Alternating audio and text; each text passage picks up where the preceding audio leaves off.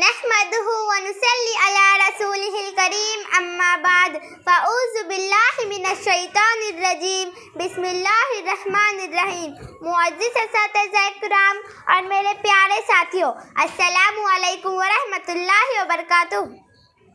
ڈھونڈنے والا ستاروں کی گزرگاہوں کا اپنے افکار کی دنیا میں سفر کر نہ سکا، اپنی حکمت کے خم و پیچ میں الجھا ایسے، اپنی حکمت کے خم و پیچ میں الجھا ایسے، آج تک فیصلہ نفع وزر کر نہ سکا۔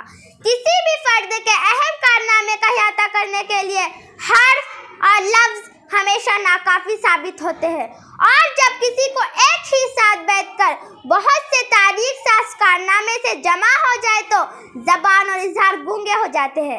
ایسے ہی ایک ہمہ ہماگیر شخصیت جن کے جامع صفات، جامع کمالات کا احاطہ ناممکن ہے، ان کے زندگی کے کسی ایک گوشے پر باقاعدہ کتابیں لکھی جا چکی ہے اور لکھی جاتی رہیں گی، پھر بھی ان کے کارنامے کا اظہار ناممکن ہوگا۔ وہ بعد وقت عالم دین، فلسفی، سیرت نگار، مورخ، مترجم، سیاستدان، قومی رہنما اور ماہر تعلیم ہیں۔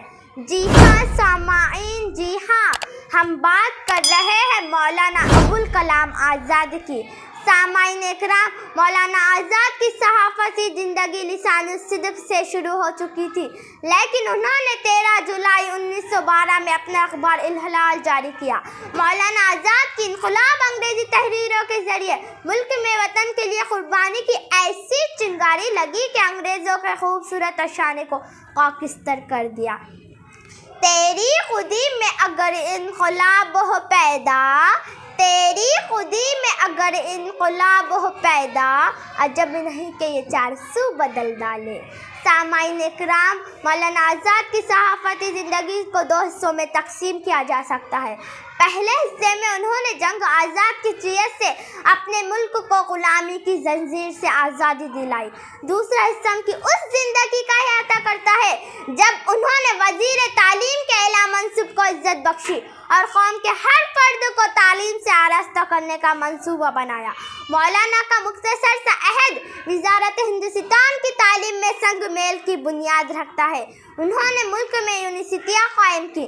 سیاست میں تدبر میں کوئی ہمسر نہیں تیرا، سیاست میں تدبر میں کوئی ہمسر نہیں تیرا، علوم مشرق و مغرب کا بحر بے قرار ہے تو۔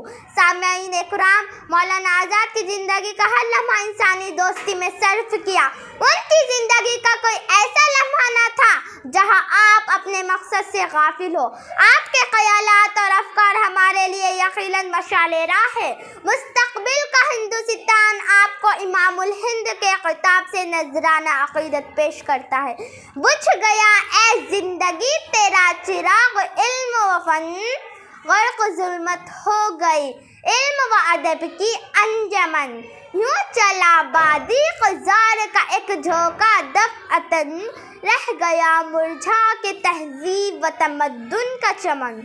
اب یہ چمن اس فضا میں اے دل نہ کھل پائے گا، ابوالکلام آزاد کا ثانی نہ مل پائے گا۔ شکریہ، خدا حافظ۔